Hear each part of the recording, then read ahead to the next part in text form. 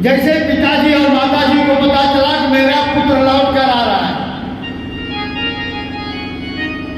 उत्तानपाद राजा ने रथ को सजाया,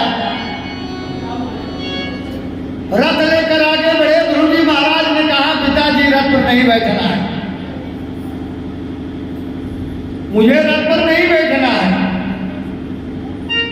उत्तानपाद राजा ने हाथी घोड़ा सब सजवाए, घोड़े पे चलने की बैठने की मेरी आकांक्षा नहीं है।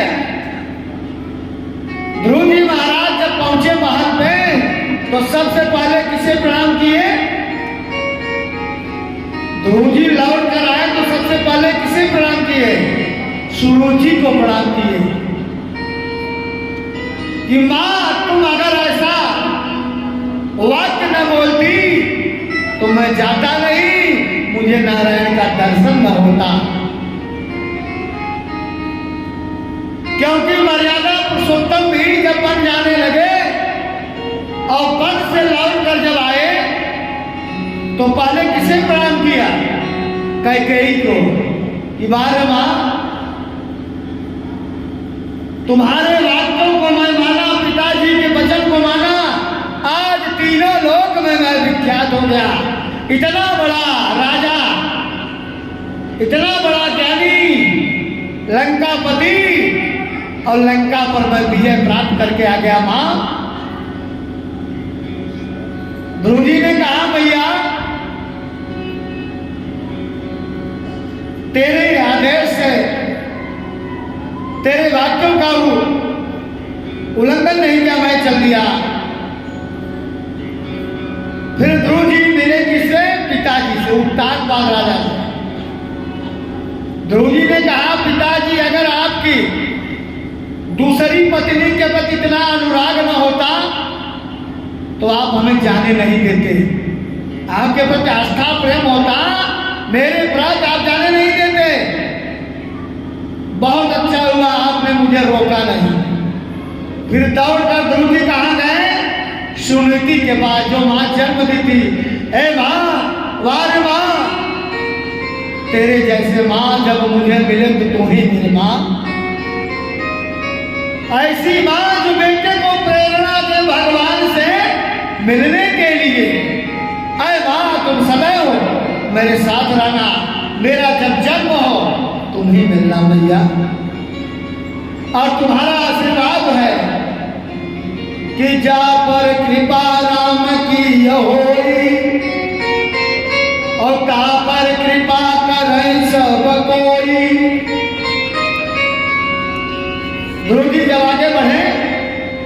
पास राजा ने कहा, बेटा अब यहाँ रहने की इच्छा नहीं है मेरी, अब मैं जंगल में जा रहा हूँ, तुम राज्य पर भोगो। ध्रुव जी राजगद्दी पर बैठ गए, चलने लगा कारभार। ध्रुव जी के भाई थे उत्तम, जो सुरुचि के गर्भ से जन्म लिए थे, थोड़ा पुष्ट प्रवृत्ति के थे। जंगल में गए, कुबेर के बगीचे को तोड़ फोड़ डाला, उखाड़ दिया। वहां वृक्ष लोग मना किए, माने नहीं, वृक्षों ने मार डाला। यह बात ध्रुव जी को पता चला कि उनका भाई मारा गया। ध्रुव जी सेना लेकर चढ़ाई कर दिए, निरपराध यक्षों को मारने के लिए। जब ध्रुव जी मारने के लिए दौड़े, उद्धव भाई के लिए यक्षों को मारना, ध्रुव जी को क्रोध नहीं आना चाहिए। जिन्हें भगवान का दर्शन हो गया, उन्हें क्रोध किस काम का। मनु महाराज आए, कहा बेटा तू तो साक्षात भगवान का दर्शन किया, ये तेरा कर्म नहीं है। लेकिन ध्रुव जी को भगवान मिल गए थे, यह सत्संग नहीं मिला था। सत्संग अगर मिल गया होता, बिना सत्संग के विवेक नहीं आता। बिनु सत्संग विवेक न होई, और राम कृपा बिनु सुलभ न सोई। सत्संग का चस्का जिसे लग जाएगा, वो घर द्वार छोड़कर पहुंच जाएगा। सत्संग ऐसा है, अगर नशा करना है तो भजन का नशा लगा लीजिए, सत्संग का नशा लगाइए। चस्का लग गया सत्संग का, घर छोड़कर निकल पड़े, हम सत्संग में जा रहे हैं। मनु महाराज के कहने पर ध्रुव जी लौट कर आ गए, कहा तुम जाओ राज्य करो, तपस्या करो। स्वयं मनु के कहने पर ध्रुव जी जीवन में परिवर्तन आ गया। ध्रुव जी के सीधे जंगल में गए, बहुत दिनों तक तपस्या किए। तपस्या पूर्ण हुआ तो सीधे ध्रुव जी विमान पर बैठकर जाने लगे स्वर्ग को। जब ध्रुव जी जाने लगे तो देवी जी आकर खड़ी हो गई। देवी जी का नाम था मृत्यु देवी। ध्रुव जी ने कहा कौन? बोले मेरा नाम ही मृत्यु देवी, ये मृत्युलोक मेरा है। कहां जा रहे हो मुझे छोड़कर? किधर जा रहे हो? मुझे छोड़कर कहां जा रहे हो? मुझे छोड़कर आप कहां जा रहे हो? इसलिए विमान पर प्रभु पार्षद बैठे, ध्रुव जी विमान बैठने के तैयार हुए। संसार की मालकिन हूं, मेरा नाम ही मृत्यु देवी है, पूरे संसार की मालकिन हूं। या मेरा ही लोक है, इसलिए लोक का नाम मृत्यु लोक पड़ गया। यहाँ हर चीज मरने वाली है, हर चीज मरने वाली है। सवेरे भोजन बनाओ, शाम को नष्ट हो जाता है, शाम को बनाओ, सुबह नष्ट हो जाता है। यहाँ क्या चीज है? और जो जन्म लिया उसकी मृत्यु निश्चित हो गई। शरीर का सेठ जी शरीर का, पंडित जी शरीर का, क्षत्रिय शरीर का, ब्राह्मण शरीर का, यादव शरीर का हर जात है। आया है तो जाएगा, राजा रंग फकीर। कोई चढ़ विमान जात है, कोई बधा जात जंजीर। जितने लोग आए हैं सबको वहीं जाना है, किसी का समय निश्चित नहीं है। लेकिन हर समय स्मरण में रहो, किसके? श्री राम। राधे श्याम, राधे राधे चलते रहो, पता नहीं प्राण यहाँ से वहां जाने के बाद निकल जाए, कोई भरोसा नहीं है। हरिनाथ की जय,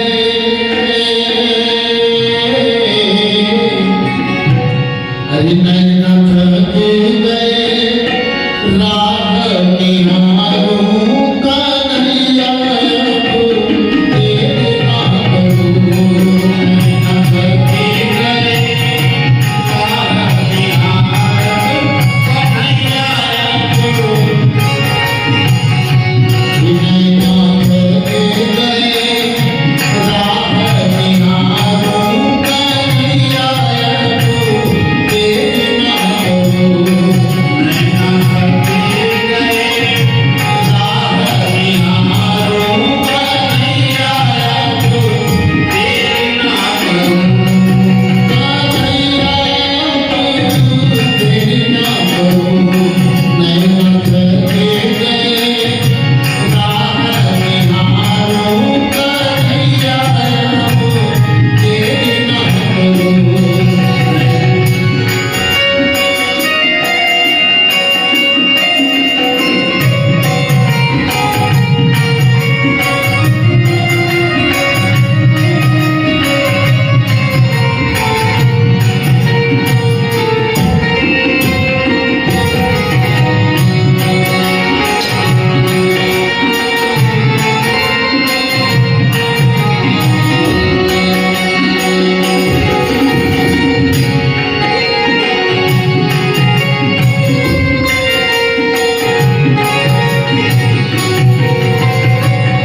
एक ही काम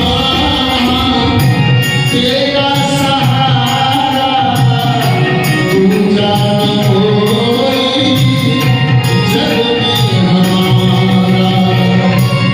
एक ही काम तेरा सहारा, दूजा न कोई जग में हमारा। कर ली तुमसे कर ली हमने तुमसे यारी, कन्हैया को तेरा करो।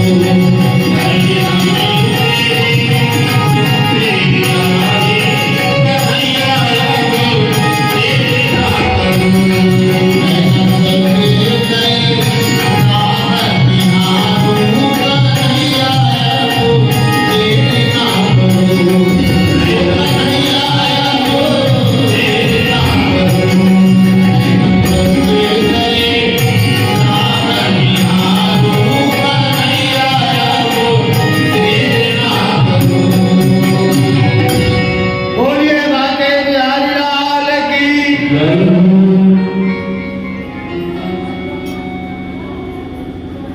ममता तीन जगह जाता है, बढ़ता है, क्योंकि धन, पुत्र और पत्नी में रहता है ममता। सुख भी एक मिनट में सत्संग के आगे थोड़े होते हैं, इसके प्रत्यक्ष प्रमाण है। तात स्वर्ग अपवर्ग सुख धरी तुलान एक अंग। सत्संग की महिमा कितनी महान है, ध्रुव जी को प्रत्यक्ष प्रमाण है। सूर्य भगवान कहते राजन, ध्रुव जी के पुत्र उत्कल महाराज के जो वंश में अंग हुए, अंग महाराज के बेटे बहन हुए। अंग महाराज के बेटे बहन हुए। मनुष्य को बिगड़ने के लिए चार साधन है, मनुष्य तभी बिगड़ता है। मनुष्य अच्छा स्वरूप बन जाए तो अपने ही देखता रहता है, हमारे जैसा कोई सुंदर नहीं है, रूप बढ़िया मिल गया। और युवावस्था पुष्पवत है, फूल के समान है। यदि संभला तो संभला, नहीं बिगड़ा तो बिगड़ ही जाएगा। ये बिगड़ने का साधन है। अब बहुत रुपया हो जाए तब जो है मदिरालय में जाएगा, वेश्यालय में जाएगा, जुआ में जाएगा। रूप यौवन संपत्ति ये बिगड़ने के साधन है। और या तो बहुत बड़ा कुर्सी मिल जाए, पद मिल जाए तो न बाप को पहचानेगा, न माँ को पहचानेगा, नातेदार रिश्तेदार भाई को किसी को नहीं पहचानता।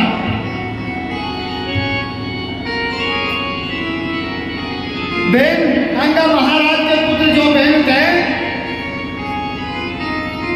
बेन को अंग महाराज ने बहुत समझाया कि तुम केवल कभी किसी का अपमान मत करना, संतों का अपमान मत करना, माता पिता का अपमान मत करना, ब्राह्मणों का अपमान मत करना। लेकिन बेन माने कहा, संतों के साथ अन्याय के संतों ने श्राप दिया, समाप्त हो गए, चले गए। बेन के शरीर से भगवान को प्रकट किया, पृथु महाराज को। बोलिए पृथु भगवान की जय हो। पृथु की पत्नी कौन? अर्ची। अर्ची माने साक्षात भगवती लक्ष्मी जी। पृथु महाराज ने देखा दुनिया में दुर्भिक्ष पड़ा हुआ है, लोग बोते हैं जोते हैं, अन्न पैदा नहीं होता। पृथु के पिता बेन ने जो पाप किया था वो पाप का प्रभाव प्रकृति में पड़ गया। लोग अन्न बोलते थे, होता ही नहीं था। पृथु महाराज पृथ्वी को मारने दौड़े, जिन्हें पृथ्वी मैया गाय रूप लेकर प्रकट हो गई। मैया ने कहा आप ऐसा क्यों कर रहे हैं? कहा लोग इतना बोते चोते हैं, क्यों पैदा नहीं होता? पृथ्वी मैया ने कहा बोने से कुछ होने वाला नहीं, उसको समय समय पर पानी देना, खाद देना। कर्म कोई करता ही नहीं, अन्न की आशा लगा के बैठा मैं वो कर आ गया इतना होगा। अपने प्रजा को कर्म का उपदेश करिए। पृथु महाराज ने प्रजा को कर्म का उपदेश किया। सारे दुनिया में अन्न ही अन्न होने लगा, प्रजा खुशहाल हो गई, कोई दुखी नहीं है, सारी प्रजा खुशहाली में है, सब सुखी है। महाराज पृथु ने संकल्प लिया यज्ञ करने के लिए, 108 यज्ञ करने के लिए। लेकिन 99 यज्ञ जब पूरा हुआ तब तक इंद्र आकर के यज्ञ का घोड़ा चुरा ले गए। ऐसा न हो कि इंद्र बन जाए। लेकिन 99 यज्ञ जब पूरा हुआ तब भगवान स्वयं प्रकट हो गए। बोले पृथु जी से प्रसन्न हो, वर मानो। पृथु महाराज ने कहा मुझे 2 कान है, ये 2 कानों से कथा पूर्ण नहीं सुन पा रहा हूं, 10 कानों की शक्ति दे दीजिए और मुझे भक्ति दीजिए, सत्संग में मेरी रुचि बढ़े और कुछ भी नहीं चाहिए। भगवान ने कहा ठीक है। पृथु महाराज के यहाँ सनक सनंदन सनातन सनत कुमार का आगमन हुआ। इसलिए कहा गया जो भोजन बनाओ उसे बगैर भोग लगाए मत खाओ। तुलसी दल रसोई में जरूर डालो और जब भोग लग जाएगा यदि उसमें कोई कमी होगी भोजन में वो अपने आप आनंदित हो जाएगा, प्रसाद बन जाएगा। महाराज पृथु के पुत्र का नाम अंतर्धान, अंतर्धान के बेटा हरिवरदान, हरिवरदान के बेटा प्राचीन बहिर। प्राचीन बहिर ने बड़ा यज्ञ किया। प्राचीन बहिर ने यज्ञ तो बहुत किए, लेकिन यज्ञ करते यज्ञ के बहाने कितने जीवों का हत्या कर डाले। हत्या कैसे हुआ? हम जब यज्ञ करने के लिए तैयार हो तो जो लकड़ी हवन में डालना है उसको 1 महीने पहले उसको काट करके धो करके सुखवाइए। जितने कीड़े मकोड़े लकड़ी में होंगे निकल जाएंगे। नहीं तो लकड़ी तोड़ कर आया, अग्नि कुंड में डाल दिया, छोटे छोटे जीव उसमें मर गए, सारा यज्ञ भंग हो गया। यज्ञ करिए तो लकड़ी को काट कर धोकर तब लकड़ी डालिए। और काला तिल जो होता है उसको बाकायदे पछोड़िए, धोइए, सारे कीड़े निकल जाए। जौ को धोइए, चावल को धोइए, एक भी कीड़े मकोड़े उसमें ना रहे। और जब धो करके प्राचीन वेद में कितने पशु को बलि दे दिया। शब्द का जिसे बोध नहीं होगा, संस्कृत का शब्द यह है। प्राचीन वेद के यहाँ जब नारद जी आए, नारद जी ने कहा पापी दुनिया में बहुत देखा लेकिन तुम्हारे जैसा पापी नहीं देखा। प्राचीन वेद ने कहा महाराज मैंने कौन सा बड़ा पाप किया? बोले पाप अपना देखना चाहते हो ऊपर देखो। प्राचीन वेद में ऊपर देखा, जितने जीवों की हत्या किया था उतने जीव देखे। नारद जी ने कहा बारी बारी से तुमसे बदला लेंगे। प्राचीन वेद ने कहा ऐसा जो लिखा है संस्कृत में पशु आलभेद, मैंने देखा पशु आलभेद इसलिए पशुओं की बलि दे दिया। नारद जी ने कहा आलभेद का अर्थ क्या होता है? विद्वान लोग विवाह कराते हैं, उसमें एक शब्द आता है तथा बरा कन्यायाम हृदय आलभेद। वर जो है कन्या के हृदय को स्पर्श करे। आलभेद का अर्थ होता है छूना, आलभेद का अर्थ होता है मारना नहीं, आपने वो सारा गड़बड़ कर दिया। इसलिए किसी ने अपने शिष्य से, ये वेद परोक्षवादी है, इसलिए आपने जितना भी गलती किया इस संस्कृत में जो शब्द बनाया गया उसे समझ बूझ कर अर्थ निकालो। बगैर समझो, बगैर समझे मुझे उसमें जाओ मत। एक किसान था, किसान के पास 500 बीघा जमीन था, लेकिन उसकी आदत थी मार पीना, रोज मार पीता था। मार बहुत फायदा करता है शरीर के लिए। मार पीने की आदत थी सुबह सुबह। किसान के यहाँ 10-5 लोग सुबह आ गए। इधर पत्नी ने मार बना के रखा लकड़ी के कठवत में, जो कठौती होती थी उसमें रख दिया, थोड़ा ठंडा हो जाए तब आकर के पिएंगे। बेटे से कहा जाओ पिताजी को बुला लाओ, मार तैयार है। जब बेटा बाहर जाकर देखा तो वहां 10 लोग बैठे हैं। अब कैसे कहें कि पिताजी चल के मार पी लो, लेकिन बेटे ने बुद्धि लगाकर पिताजी से ऐसा समझाया कि पिताजी आकर के मार पी गए। कहा पिताजी जल्दी शीतलपुर को चलिए। पुत्र ने कहा जल्दी चलिए, धानुपुर से मांडू आया है, कठवतिया घाट पर रुका है, चल करके मिल लीजिए नहीं शीतलपुर को चला जाएगा। इतना कहते ही से किसान उठकर गया, मार पी कर आ गया। कोई जाना कोई नहीं जाना। धानुपुर मांडू में धान से मार निकल चुका है, कठौती में रखा है, और आकर के पी लीजिए नहीं तो ठंडा हो जाएगा, शीतलपुर को चला जाएगा।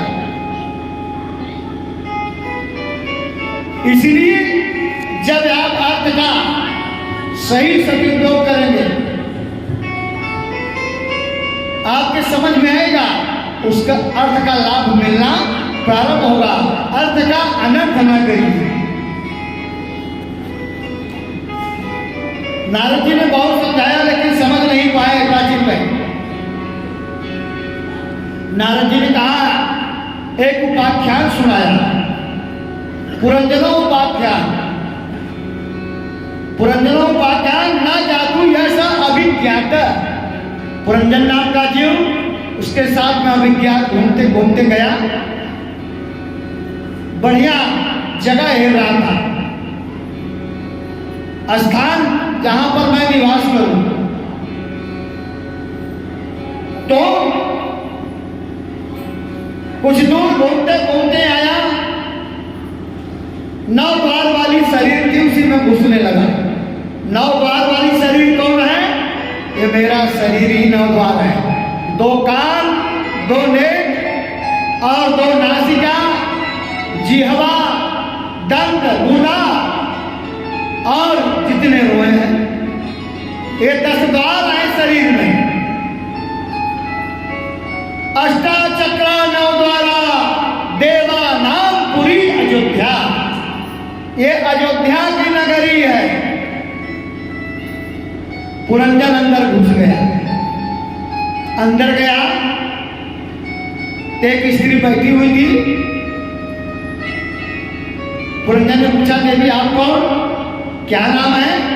बोले कुछ मत पूछो, नाम गाँव मत पूछो मुझे, अगर आपको रखना तो मैं अपने साथ रखो।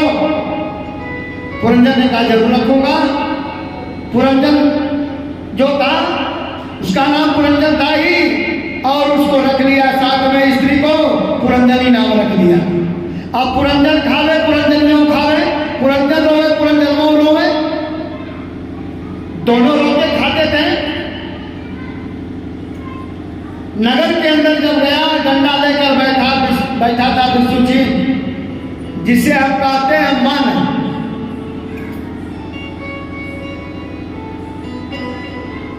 उस कन्या के साथ 10 सहेलियां थी, 5 कर्मेंद्रियां, 5 ज्ञानेंद्रियां, 10 के साथ अंदर रहती थी।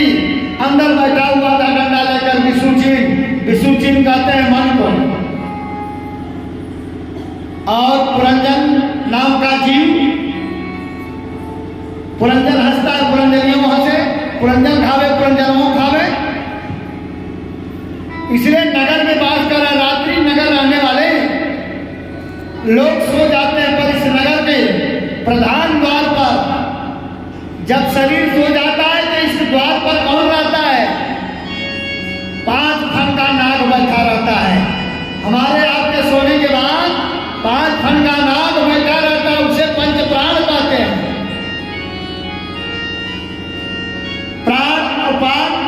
प्राण अपान उदान दान समान, ये पंच फन वाले नाग है। सब सो जाते हैं, इंद्रियां भी सब सोते हैं। जब ये 5 फन का नाग सो गया तो सुबह होते ही बेटा चारपाई से उतार कर दक्षिण पैर करके सुला देगा नीचे। जय जय सीता राम हो गए, अब तो बचे नहीं, अब चले गए। ये 5 फन का नाग मरने नहीं दिया। नगर के बाहर एक राजा रहते थे, और राजा का नाम चंद्रवेद। चंद्रवेद काल को कहा जाता है।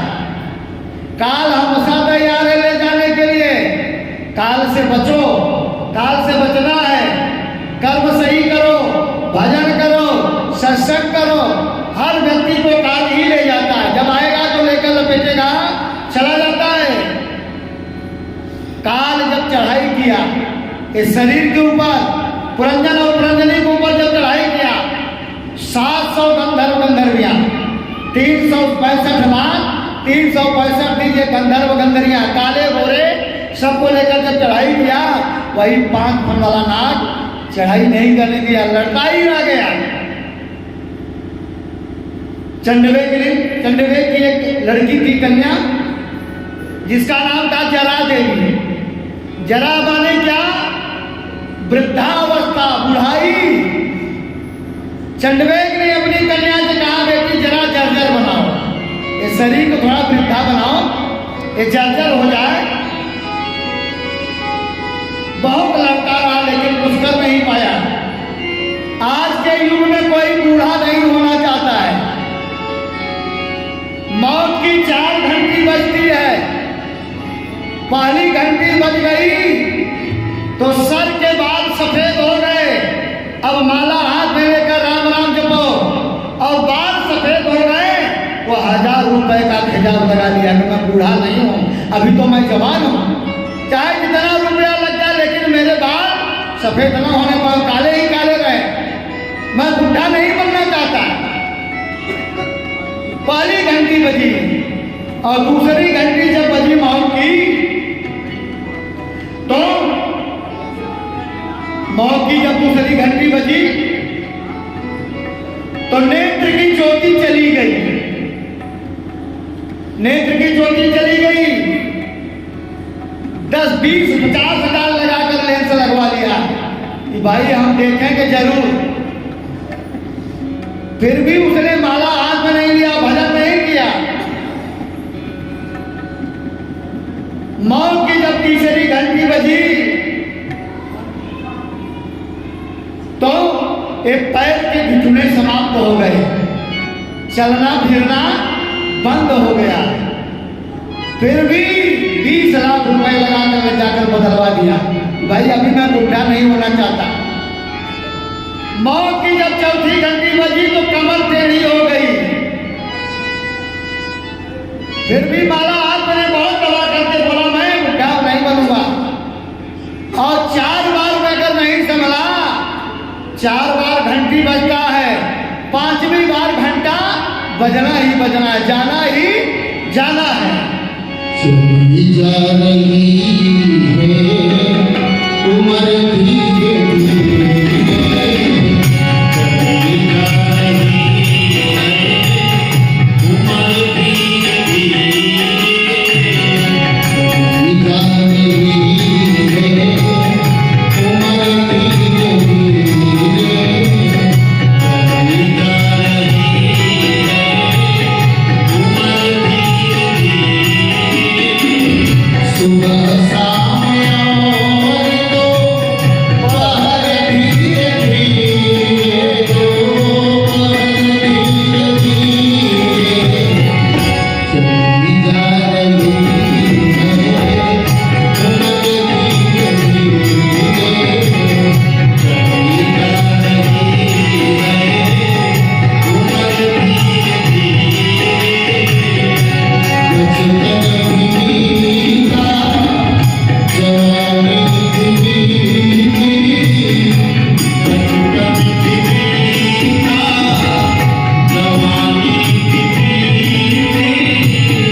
बुढ़ापे का होगा असर धीरे धीरे, असर धीरे धीरे, चली जा रही है उम्र धीरे धीरे, चली जा रही है उम्र धीरे धीरे। सुबह शाम और दोपहर धीरे धीरे, दोपहर धीरे धीरे, चली जा रही है उम्र धीरे धीरे, चली जा रही है उम्र धीरे धीरे।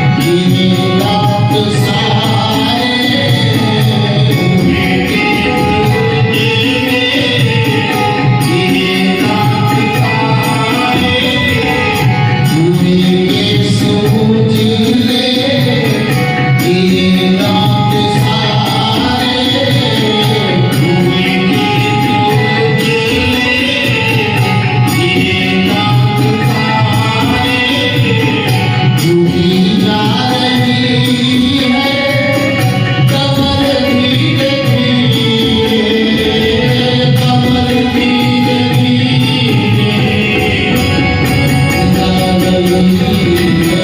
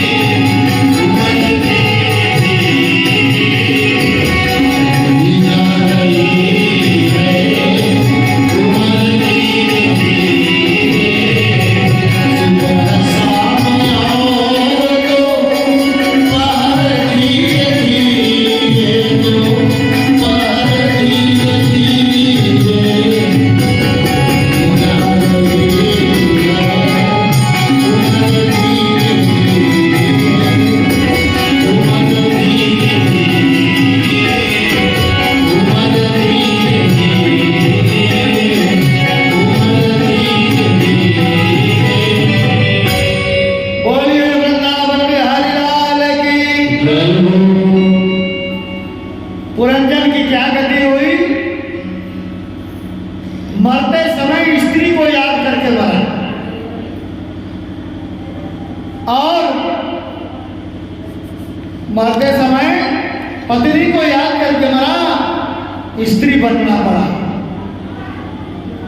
धन को याद करके जो मरता वो सर्प बनता है, बेटे को याद करके जो मरता वो शूकर बनता है, भगवान को जो याद करके मरता उसका मोक्ष हो जाता है। इसलिए हमेशा भगवान की याद करते रहो। 24 घंटा आते जाते उठते बैठते सोते जागते प्रभु का स्मरण में रहो। इसलिए कब प्राण निकलेगा कहाँ निकलेगा कोई भरोसा नहीं है। उपतानपाद राजा की कथा सुना दिया गया। प्रियव्रत जो भाई थे, प्रियव्रत जिसने अपने जीवन में अच्छे कार्य को किया। प्रिय माने अच्छा, व्रत माने उपवास। प्रियव्रत के बेटा जो है आंग्रिन्द्र हुए, आंग्रिन्द्र के बेटा नाभि, नाभि के बेटा ऋषभदेव हुए। ऋषभदेव के 101 पुत्र थे। बड़े पुत्र का नाम था भरत। बड़े पुत्र का नाम था भरत। और भरत जी, ऋषभदेव ने सभी पुत्रों को बुलाया अपने पास, सभी लड़कों को बुलाया। तुम सब बड़े हो गए, तुम्हें जन्म क्यों मिला, मानव तन मिला, तुम्हें क्या करना चाहिए। नाहम देवते भाजानाम निलोके कष्टान कामान अहिते प्रभुंजय। शरीर केवल खाने पीने सोने के लिए नहीं मिला है, नहाने के लिए नहीं मिला है। शरीर किस लिए मिला है? शरीर सेवा करने के लिए मिला है। माता पिता सास ससुर संतों की सेवा, गुरुजनों की सेवा, महात्मा की सेवा, सेवा के लिए शरीर मिलता है। भरत जी समझ गए, बोले संत कौन है? बोले बिगड़े को जो साथ दे वही संत है, बिगड़ने वाले को संवार दे वही संत है। गुरु के आज्ञा का पालन करना चाहिए और संतों की सेवा करना चाहिए। इतना कह करके ऋषभदेव महाराज पुत्रों को उपदेश देकर चले गए। पूजा में बैठ गए, समाधि में बैठ गए, भीड़ लगने लगी। जब भीड़ लगने लगी चारों तरफ, ऋषभदेव ने देखा दुनिया को चमत्कार चाहिए, दुनिया को चमत्कार चाहिए। ऋषभदेव महाराज ने मुंह में पत्थर रख लिया, ऐसा भेषा बनाया कोई जाता ही नहीं उनके लगे। कैसा बाबा है, इसका भेषा ही नहीं ठीक है। सब वहां चले गए। ऋषभदेव के पुत्र भरत जी जो हैं, भरत जी ने देखा पिताजी का आदर्श इतना बड़ा, मेरे पिताजी ऐसे हैं तो हमको भी कुछ करना चाहिए। भरत जी सीधा निकल पड़े। कहाँ? नेपाल, गंडकी नदी के पास। नेपाल में गंडकी नदी है जहां पर शालिग्राम मिलते हैं, और जबलपुर में नर्मदा नदी है जहां नर्मदेश्वर महादेव मिलते हैं। गंडकी नदी में नहा करके जप करने लगे। ऋषभदेव भरत जी ने देखा एक हिरनी जो है गर्भवती थी, प्रसव होने वाला था। वह गई नदी में, गंडकी नदी में पानी पी रही थी। इतने में सिंह ने इतनी तेज दहाड़ लगाया, इतनी तेज आवाज लगाया सिंह ने, हिरनी सीधे नदी में गिर पड़ी और नदी में जाकर गिरी। जो गर्भ में बच्चा था वो जल में ही प्रसव हो गया और वह मर गई। वह जो है मर गई, बच्चा जल में बह रहा था। भरत जी